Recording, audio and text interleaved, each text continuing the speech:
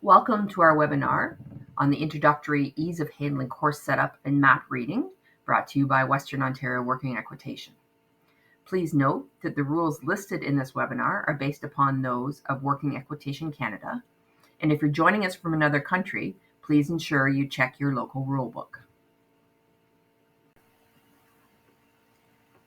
In this little webinar, we're going to look at the basic map rules, what gaits are required between each obstacle, and then we're going to look at our first show from the virtual series and our second show from the virtual series and go through those maps with you step by step, and then move on to any questions that you may have. The first item that we're going to look at is that a map will always have a legend, and that the order of obstacles will be outlined in that legend. So if we're looking at this legend, you'll see that we first do the bell corridor, then the figure 8, followed by the gate. We're going to remove the pole from the barrel, and then we're going to replace the pole into the barrel, and then we're going to do the jump. Some maps may indicate different obstacles for different levels. So if you look at this legend, it says that the intro level is going to use obstacles 1 through 5. So you're going to start at the Garosha and then finish at the gate. However, novice A and above are also going to do the side pass pole left. An important point to note when you're setting up your course is that the obstacle and number placement is not optional. Because the number has a lot to do with how you approach that obstacle, the number must always be in the correct place. As we discussed in the last slide, the number placement is important, and that's because the number is always on the right upon approach to an obstacle. There is an exception, and we'll get to that at the next slide. However, you must approach the obstacle with the number on the right and from the numbered side of the obstacle. So here you can see the arrow on this gate obstacle showing which way you would approach. And this is the exception to the rule. This is the bull line. So for the bull line, because you need to go on either side of the barrel depending upon which hand you're using to pick up the Garosha, the number will be in front of the obstacle. If the obstacles are broken up and that you pick up the pole at one point in time and then spear the bull at another, there will be another number directly in front of the bull. And just like in eventing and show jumping, red is always on the right. Some obstacles will have directional cones on them to indicate which way you pass through, so that the red cone is always on your right-hand side. So here we're looking at the start of a slalom line, and you'll notice the number is up above the first flag, so you're approaching from that direction, and the red cone will be on your right as you pass through. For a couple of obstacles, for example, the bridge and the side pass, the red and white cones are also indicators of where you change gait. Because all levels must walk over the bridge, the transition from trot or canter down to the walk happens at those cones. The same for the side pass. You would transition from your gait that you're using throughout the course into a walk as you approach the side pass pole. Depending upon the level of difficulty that you choose, the markers for the jug obstacle can also be used as transition markers. In intro, you would be trotting to the jug, but if you want, you can walk at those transition markers, halt at the jug, walk off again, and then pick up your trot after you exit the cones. If you want to go for a higher difficulty, you would trot directly in, halt at the jug, and then pick up the trot directly after the halt. You must exit with the same gait that you entered. Number 6 is an important one. You must always use the same working hand for each obstacle. So for example, if your first obstacle was the gate and you used your right hand to open the gate, you must then use your right hand for every other obstacle that requires it. So for example, the jug, the Garosha, or the switch cup. If you switch hands, you will be disqualified. The next two items will result in a 5-point penalty each, in that you must salute the judge or the camera, as be it for a virtual show, prior to passing through the start gate. And similarly, on the other side, you must salute the judge or the camera after you pass through the finish gate. Another rule that is very important, as it will end up in a disqualification, is that you can't pass through an obstacle or the cones of that obstacle as a shortcut until you've completed it. We'll talk about that more when we're looking at the maps. Now we're going to look at the chart, which indicates the required gaits for each obstacle. We're going to focus on level 1 or intro for this discussion. So when we're looking at level 1, you'll notice that it says the gait between obstacles is a T, which is a trot. You may walk some of the obstacles, but in between each obstacle, you must trot. Next, you'll see that the bridge is the top of the chart here, and as we discussed, you must walk the bridge for all of the levels. You will also notice that some of the obstacles say that you may walk or trot them. If you choose to trot them, it will be classified as a higher degree of difficulty, and if you complete it well, you may be getting a higher mark. Now let's take a look at the map from our first virtual show in this winter series. The first thing I will note on this map is that you're going to see a couple of extra arrows at obstacle 4 and obstacle 5. These were added as an aid for some of our newer riders who are unsure how to ride that obstacle. So we're going to take a first look at the map. We'll see that there is a legend up in the top corner, and that our first obstacle is the bell corridor, followed by the figure 8, the gate, remove pole, replace pole, and then finally a jump. The other thing we need to note on our map is where our start-finish gate is and where the camera is located. So the first thing we're going to do is we're going to salute the judge at the camera, and then we need to pass through the start-finish gates and get to our first obstacle, which is the bell corridor. Make note of where that number is, and we know that we need to approach it from the numbered side and with the number on the right. So here's a good path that we're going to take.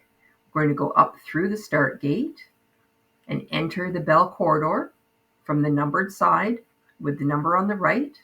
If you're an intro rider, you're going to transition to a walk as you enter the corridor, as indicated on your chart. You're going to approach the bell and halt. You are then going to ring the bell, but make sure you know which hand you're going to use, because you're going to need to use that same hand for the garrocha pole and for the latch on that gate. Then you're going to rein back out of the obstacle and get ready to approach your second obstacle, which is the figure 8.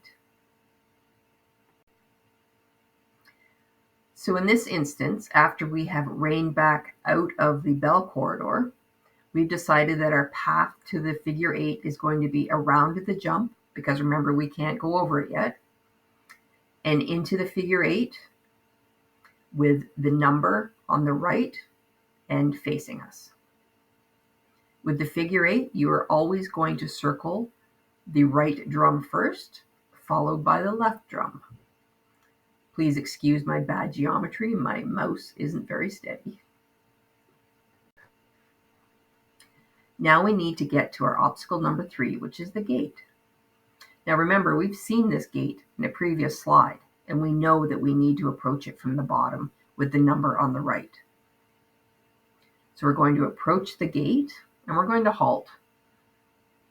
And then we're going to open the gate with the same hand that we used to ring that bell, go through the gate, and close it again.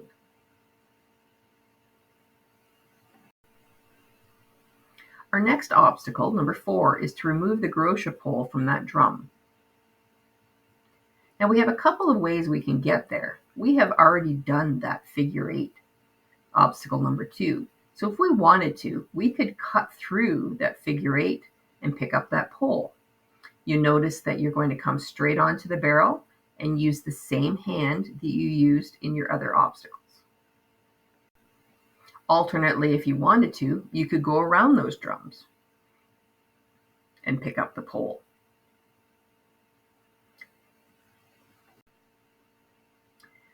The next obstacle is to put that pole back in the drum.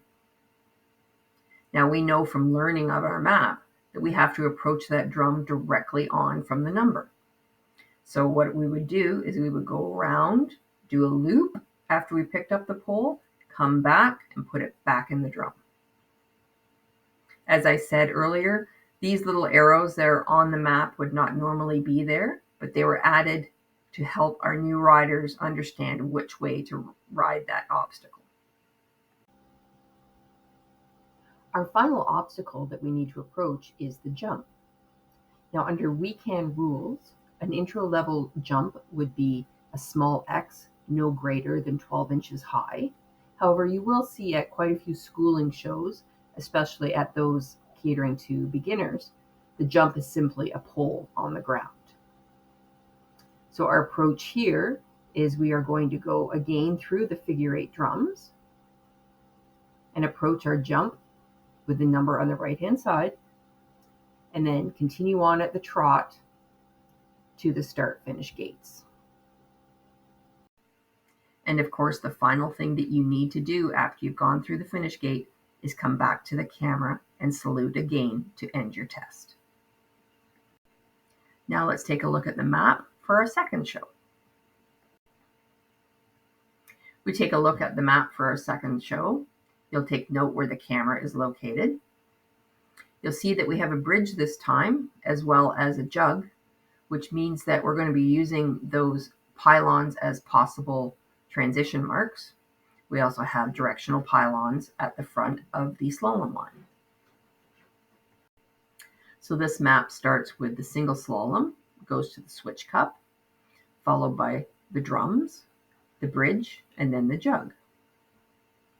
So of course we're going to start by saluting the camera and then figure out our best path to the start of that slalom line, noting the pylons at the start of the slalom and which direction we need to pass. For this map setup, you're probably best to go all the way around the drums and the jug to get to the head of the slalom line. You're going to pass with that red pylon on the right-hand side and then weave through all of your poles, finishing at pole number 5. Next, we need to get to the switch cup. You'll note that the number for the switch cup is on the far side of that obstacle from where you finished with the slalom. So you need to go around to get to that obstacle so that the number 2 is on your right-hand side. Because you've already completed the slalom obstacle, you can cut through it to get to the switch cup, but be careful not to pass through the cones for that jug obstacle. You'll note that the switch cup is shown on the left-hand pole. This must be where it is when you do your test. It can be started on the left or the right, but the map will indicate which side.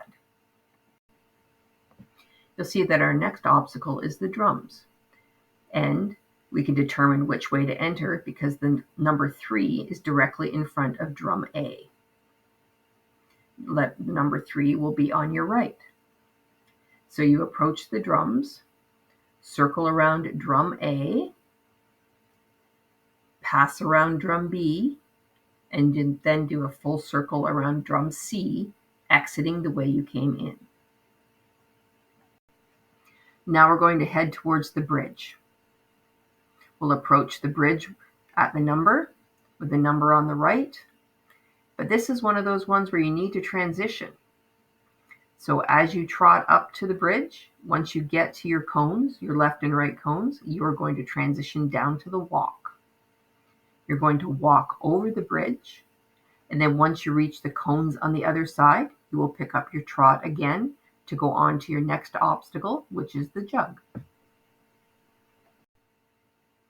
Next, we're going to approach the jug obstacle. We're going to do this as if we're using our left hand, and we used our left hand at the switch cup. So we're going to trot to the obstacle. If we choose, we can start a walk at the cones and then come to a complete halt at the jug. Pick your jug up, place it back down. And then if you walked into the obstacle, walk off until you hit the next set of cones and then trot to your finish gait. You may decide to trot directly to the jug, halt, pick it up, and then trot off again. Finally, we are going to trot to our finish gait and come back around and make sure that we salute again at the camera to finish our test. Although we've emphasized these throughout the entire presentation, we'll just do a brief list of the common mistakes that we saw within the first two shows. First, we'll talk about the gait. We saw problems with both the number placement at the obstacle, as in the number was on the wrong side, or the gait was approached from the wrong side, even when the number was correct. Next up was switch cup. Make sure you put the cup on the pole that is indicated on the map. General course setup. Make sure the course matches the map. Obstacle placement really can't be changed as it alters the intended course lines and makes it impossible for the judge to look at everyone on the same playing field. We talked about this on the gait, but just remember the obstacle approach direction, that the number is always on the right and determines the direction from which you approach the obstacle. When doing the 3 drums, make sure your number is placed in front of drum A so that you know which order you need to do the drums in. And finally, camera placement. Make sure when you're doing dressage that your camera's at C and that it's at the camera icon for ease of handling. We understand that in winter space is limited, especially for those of us with smaller arenas. So if you do have a problem placing the camera exactly where it needs to be, please contact us and we will get in touch with the judge to find out your best option.